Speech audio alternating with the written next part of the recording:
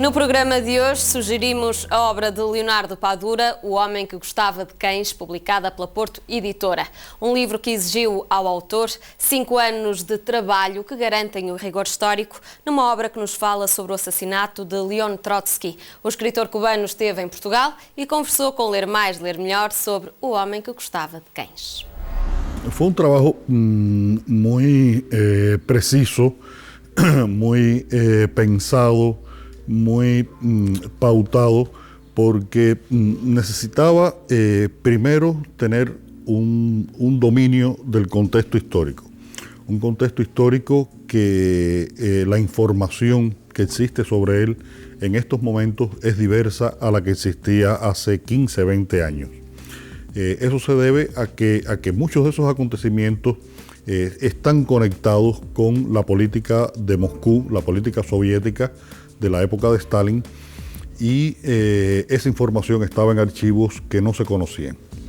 Por lo tanto, tuve que revisar mis propios conocimientos de una etapa histórica y tuve que precisarlos de acuerdo a las nuevas investigaciones, a las nuevas revelaciones que existen. Eso sumado al gran desconocimiento que teníamos de otros sectores de esa historia, porque era una historia que había estado tapiada, había estado ocultada y sobre todo una historia que había estado manipulada. Por lo tanto, llegar a tener el dominio de ese contexto fue bastante complicado.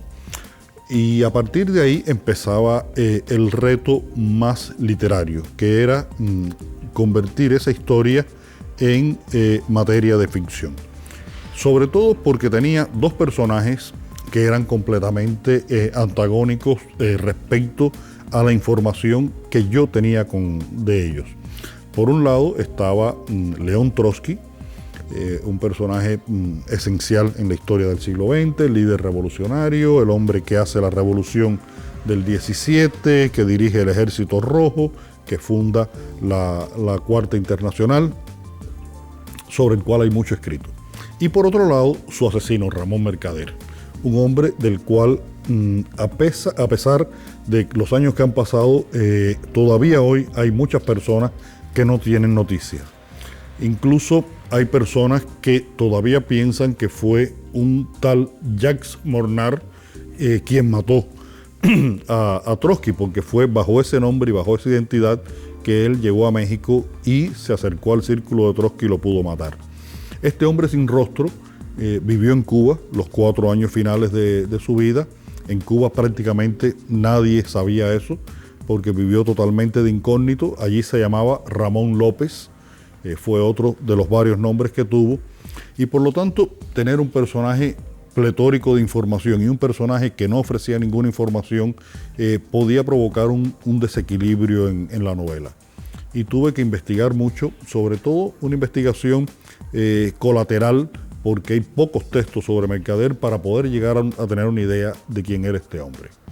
Y el tercer reto que me imponía la novela era de carácter dramático.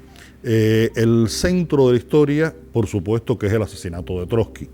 Y desde antes de empezar a leer la novela, sabemos que un hombre llamado Ramón Mercader o Jacques Mornar lo mató en México en 1940.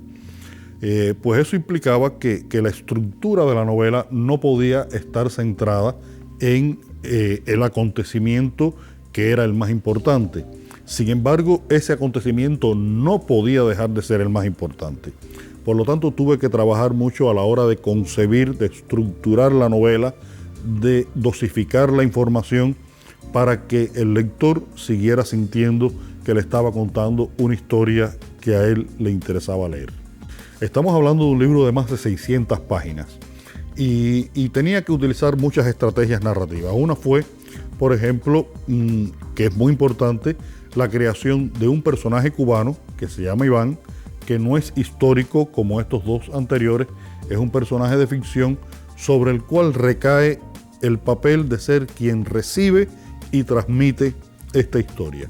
Ese es un recurso que crea una cierta distancia entre las historias reales y la historia narrada en la novela. Esta es una historia que Cuba, como todos los países socialistas, tuvo una explicación, una difusión de la historia, de esta historia, que estuvo marcada por la perspectiva que impuso Moscú. Y la perspectiva que impuso Moscú fue la perspectiva stalinista desde el principio. Trotsky no existía, Trotsky era el traidor, Trotsky era el apóstata, y por lo tanto en Cuba apenas se hablaba de Trotsky. A partir de los años 90, cuando comienza toda la apertura de los archivos, ya se ha hecho la glasnost y la perestroika en la Unión Soviética, desaparece en el año 91 la Unión Soviética, en Cuba se produce una gran crisis económica y no se importan libros, ni se producen nuevos libros. Por lo tanto, la información, además Cuba es un país donde el acceso a Internet es muy limitado. Por lo tanto, la información llega de manera muy alternativa, muy trabajosa, pero creo que hoy en día la gente sabe mucho más sobre esa historia que hace 20 años. Y creo que mi libro también contribuye un poco a que la gente en Cuba puedan tener mais informação sobre esses processos. O Homem que Gostava de Cães, de Leonardo Padura, publicada pela Porto Editora, é a obra que hoje recomendamos. Nós temos para oferecer, no Passatempo, 5 exemplares deste livro. Às 5 primeiras respostas corretas à pergunta: qual a profissão de Mário Conde, o protagonista da série de romances policiais de Leonardo Padura? Enviem as vossas respostas para o e-mail lermaislermelhor@filbox.com e boas leituras. Até amanhã.